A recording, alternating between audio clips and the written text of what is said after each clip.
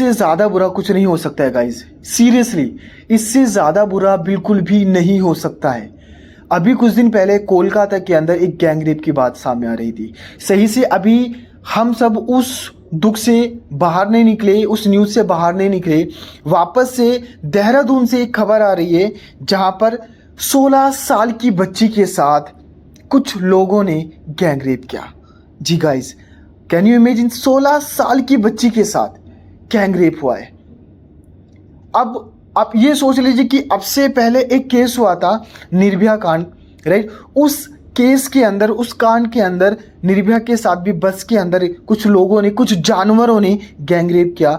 Same चीज़ वापस से इस 16 साल की बच्ची के साथ देहरादून के बस ड्राइवरों ने जो हरकत की है, जो घिनौनी हरकत की है, राइट, उस चीज़ के बारे में मुझे बोलते हुए भी खुद शर्म आ रही है, क्योंकि इतनी जल्दी इतने सारे केसेस का सामने आना, लेकिन ऐसे लोगों को कोई फ़र्क नहीं पड़ रहा है।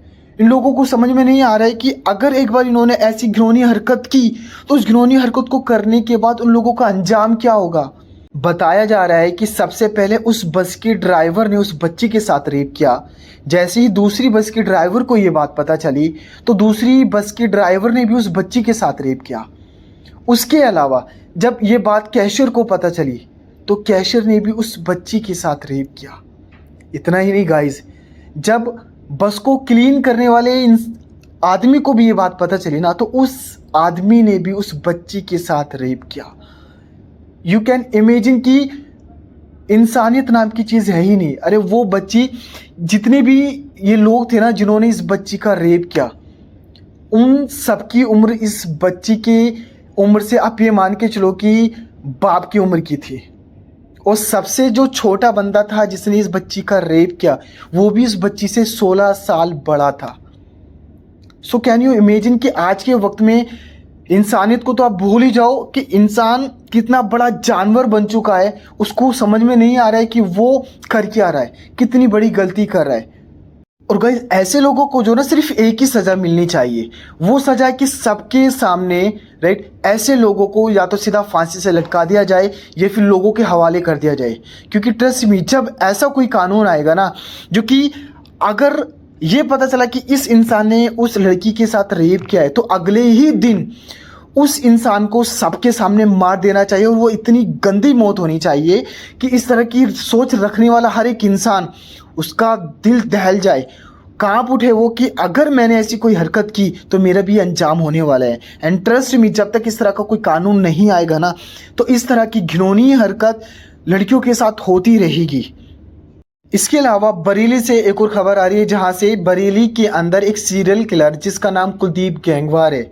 कुलदीप गैंगवार ने 13 महीनों में 11 औरतों को जान से मार डाला।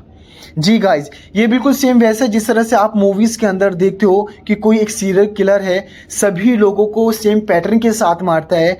कुलदीप गैंगवार ने इन 11 औरतों को सेम पैटर्न के साथ मारा।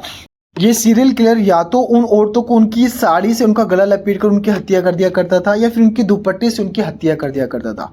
बट कुलदीप गैंगवार को बरेली की पुलिस ने पकड़ने के लिए 13 महीने का टाइम लगाया, लेकिन अपने इस पूरे मिशन को कंप्लीट किया और फाइनली कुलदीप गैंगवार को पकड़ लिया। जगह जगह पर बरेली के अंदर CCTV कैमरे लगाए गए ताकि उसको ट्रैक किया जाए, राइट। उसके अलावा सवाल ये है कि इन 11 औरतों को कुलदीप गैंगवार ने मारा क्यों, उसके पीछे का रीज़न क्या था, तो वो भी मैं आप लोगों को बता देता हूँ।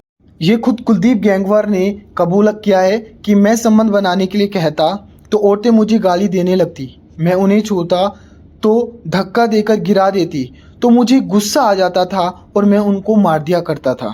जानवरों को भी एक टाइम पर जो है ना दया आ जाती है, लेकिन इस तरह के जानवरों को इंसानों पर किसी भी प्रकार की कोई दया नहीं आती है।